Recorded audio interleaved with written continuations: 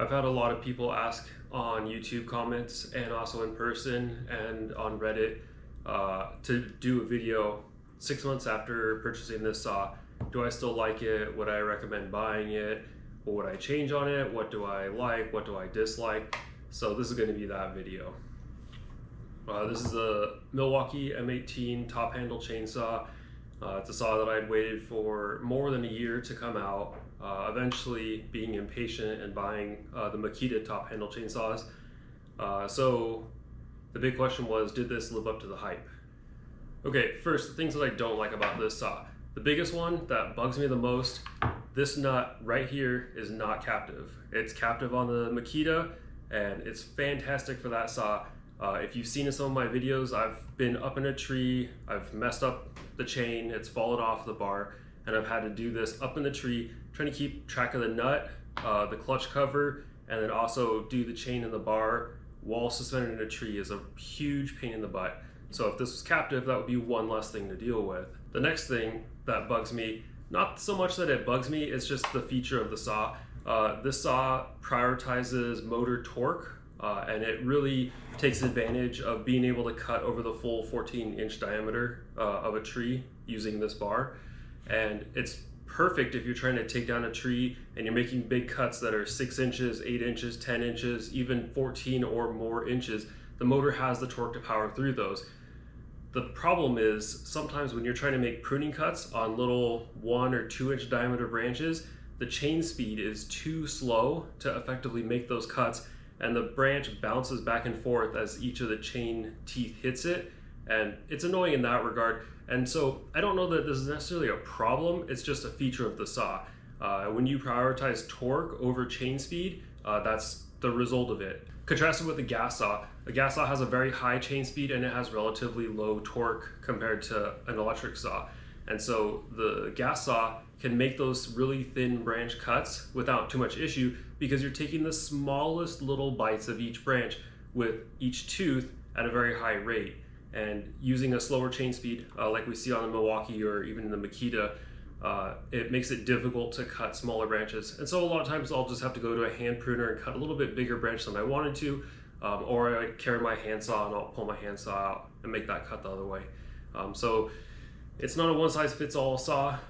You have to understand that it's not so much limitations, but there are things that this saw is better at than other things.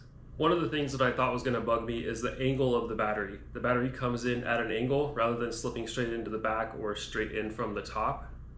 By contrast, here's the Makita Top Handle Chainsaw. It takes 2 batteries that slip straight into the back, and I had grown accustomed to this battery style and the weight distribution, how the saw hangs from its lanyard here, and I thought having the angled battery on the Milwaukee was going to bug me, and it turns out that it doesn't.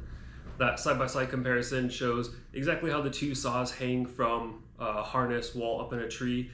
Kind of the intended purpose of this saw is for a climbing arborist to use one-handed up in a tree. And so how the saw hangs from its tether in the back is very important as far as management around the harness.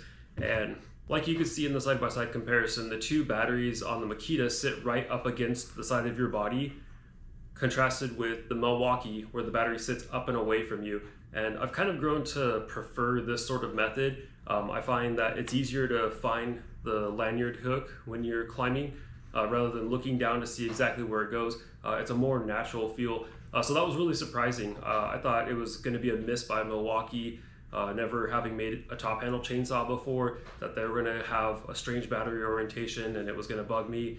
And it turns out that I have a neutral position on it. It doesn't bug me, it's possibly better, but overall it doesn't bug me, so I think that's a positive. Another thing that didn't exactly bother me for the type of cuts that I make, but a lot of other people have complained about online, are the bumper spikes or the felling dogs on the saw. And so these are the spikes that basically protect the saw body from the tree limb when you're cutting, and then also you can spike into the tree and use it as a lever while cutting. So I've replaced them with West Coast Saws 3-point felling dogs. These felling dogs are pretty awesome. They're really sharp, and I didn't have a big problem with the stock ones, but they were pretty inexpensive to get the larger ones, and I haven't had any issue with them. So I definitely recommend getting the bigger spikes. One of the other surprises on the saw, early on my first look video that is going to be up here in the corner, along with some testing that I had done, the safety switch here is kind of a push your hand in forward to disengage, and then you can pull the trigger to start the saw. And I was used to a more classic style, like we see on a steel gas saw or even the Makita, where the safety is just a push down, and as soon as you grab the saw, the safety is disengaged and it's ready to cut.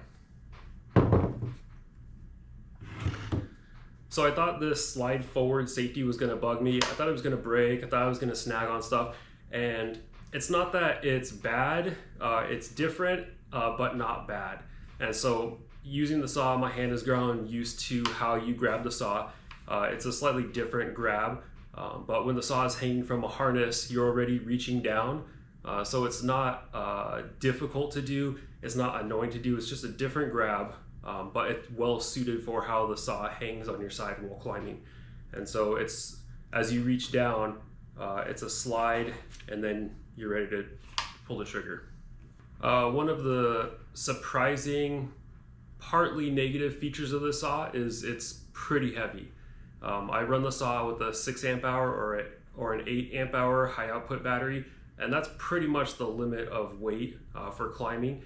After a couple hours, the forearm and wrist fatigue sets in, and trying to control a saw using wrist strength alone in its one-handed operation becomes very difficult just based on its weight. And even now, the saw is relatively heavy with no battery installed. In comparison, the Makita feels ever so slightly lighter weight than the Milwaukee, but it takes 2 batteries, and so there is additional weight, and the total ready-to-cut system weight of the Makita feels a little heavier when you're up in the tree. Overall, the hand position is pretty comparable in the weight distribution while holding the saw. There isn't an offset torque to deal with, so that's a positive. It's just the pure magnitude of the weight of the saw. Another feature which is different than anticipated, a lot of times you'll see on a gas saw, to disengage the chain brake is just a quick flip of the chain brake lever, and on this saw it's actually a fairly significant click. It does take some significant effort to disengage the lock, so it definitely won't be accidental. And a lot of times as the work piles up while in a tree, it's just one more thing to deal with, disengaging the brake. And I've kind of gotten into the bad habit of not engaging the brake, and so it's something that I'm aware of. I do need to be a lot safer about it, but if this was a little bit easier to disengage, I think that would be another step in the positive direction as far as encouraging users to use the brake rather than just leave it off because it's difficult to do. So the main positives of this saw, it has more power than you typically would need to have. Obviously you can never have too much power when you're making really big cuts, but I've never used the saw and go, oh, I wish it had more power. I've used saws where that is the case, but that's not the case with this saw. This saw typically has all the power that I need, and a lot of times if there was a case where more power might be necessary or reasonable, it's because something weird has happened, a limb has come and it's pinched the chain on the bar, and so it kind of comes into cutting technique, the usage of the saw, not so much a limitation of the motor or the battery system. The other huge positive, it uses Milwaukee batteries. I have tons of tools that use Milwaukee batteries, and previously I'd been bringing a bunch of Milwaukee batteries for all of my other outdoor power equipment on a job, and then I would have to bring Makita batteries for the chainsaw. And so being able to bring only one battery system or one charger out to a site is a pretty big positive, and not having to worry about, do I have enough batteries for just the chainsaw because I've brought enough for all of my other tools. So all of that boils down to the last question. Would I buy this saw? Would I recommend somebody purchase this saw? And would I recommend someone purchase this saw is a complicated question that has a lot of different answers, and it boils down to gas versus battery, how frequently the saw is going to be used, trying to maintain a gas motor to only use it once or twice or even 5 times a year becomes more of a chore than the task itself. And that's where battery saws really shine. I like that the saw is quiet. I like that there's no fumes. I like that before making it cut, I only have to go like this. I don't also have to start the saw or leave the saw running and burning my leg. There's also the typical caveat of would I recommend someone purchase this saw, and it comes down to safety. If the person is not going to be safe when using a chainsaw, it's hard to recommend they use a tool that can very seriously and permanently injure them or kill them. If the person is capable of safely using a chainsaw and they have the right personal protective equipment, safety glasses, hard hat with a face shield, chaps, gloves, you see even I wear sleeves, which not that I think they would significantly stop a chain, it's just one more layer of protection before it hits the squishy body parts. So recommending someone to purchase this saw is a complicated question, and in general, if the person needs a chainsaw, they feel comfortable using it, they're going to follow safety procedures and all of those kind of positive benefits, yeah, I would recommend purchasing this saw. It has a very specific niche in which it is used, and if they have a need in that area, this is a great saw to use.